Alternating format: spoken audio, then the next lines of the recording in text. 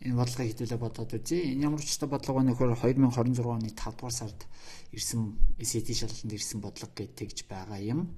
За SAT өөрөө бодлогоо нийтэлдэггүй учраас шалгалт өгсөн хүүхдүүд эргэж санаад нэг иймэрхүү бодлого ирсэн ингээд нийтлэгдсэн ийм бодлого байгаа. За тэгэхээр энэ тийм айхтар бас шинэ бодлого биш л дээ. Ийм бодлогонууд бол ер нь байдаг. Ялангуяа шалгалтын сүүлчийн 2-3 бодлогон дотор ийм бодлого байх нь бол олонтой байдаг. За тэгэхээр хэдүүл энэ бодлогыг хараад үзье. За function гэдэг өгсөн байж байна. Ямар function байна вэ гэхээр quadratic функц байж байна. Хоёр константтай. За vertex нэг өгсөн байж байна. Vertex-ийн coordinate.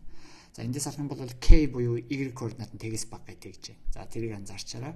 Өөрөөр хэлэх юм бол манай парабологийн vertex нь x-ийн гэхээс доор байж таарч байгаа. За өөр бас юу өгсөн бэ нөхөр бидэнд хоёр цэгийн утга нь хоорондоо тэнцвүүд өгсөн байж байна. За энэ хоёр AC гэдэг хоёр коэффициентийн тэгээс бага гэдэг нөхцлүүдийн аль нь үнэн бэ гэдэг ийм л бодлого байна л та. За ингээд хэдүүлээ хамгийн түрүү юу гэж тарах чинь нөхөр мэдээж хэрэг AC хоёрыг тодорхойлох хэрэгтэй болно. За A-г тодорхойлох нь харьцангуйгаар амархан straightforward process. Яагаад гэхээр хэдүүлээ Ийсхэн орнд хасхныг нэмэх 7 гэдэг хоёр утгыг орлуулад тавингууд хэдүүлээ ийм тэгшгэлтэй болоод эндээс A-г олчихно. За A маань гараад ирлээ.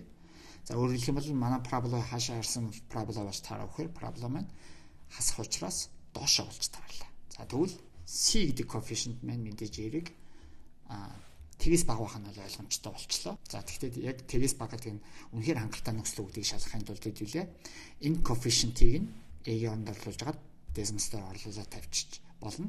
Орлуулж тавиад C-гээ слайд руу хийгээд харах юм бол хизээ vertex тэгээс багуулж ийн нөхөр C хасах 7.6 гэдэг утгаас доош орсон нөхцөлд парабола маань x тэнхлээс доошоо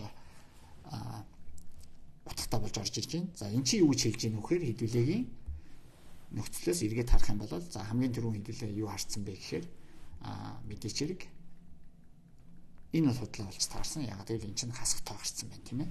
Тэр нэг бол худлаа, нэг худлаа бол C бас худлаа. За тэгтэл C тэгээс баг үнэн. За гэхдээ хэдүүлээ сайн харснаар бол хасах 7.6 гэж байгаа. Тэгэхээр C-ийн хас 2 байвал яах юм бэ? C-ийн хас 3 байвал яах юм бэ? Тэгэх юм бол vertex-ийн орой чинь дээшээ гараа явах чинь. Тэгэхээр манай бодлогын нөхцөлд харшлах учраас C тэгээс баг байх нь хангалттай биш. C хасах 7.6 ч юм уу энэ орчим утгаас доошоо байж ич энэ нөхцөл үнэн болж таарах байгаа. Тэгэхээр хэдүүлээ энэч бас биш ганцхан боломжтой нөхцөл маань хэн болж таарах вэ гэхээр D болно гэсэн үг. За энэ бодлогыг YouTube дээр жишээлбэл хүн бодоод тавьсан байна л да. Гэхдээ бас буруу ботсон байна лээ. Энэ дээр жишээлбэл 2 дугаар хариултыг сонгож авах жишээтэй.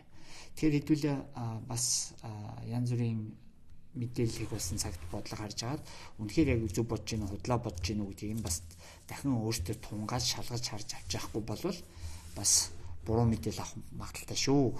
Тэрийг бас анзаараарай. За дараа уулзлаа баяр таа.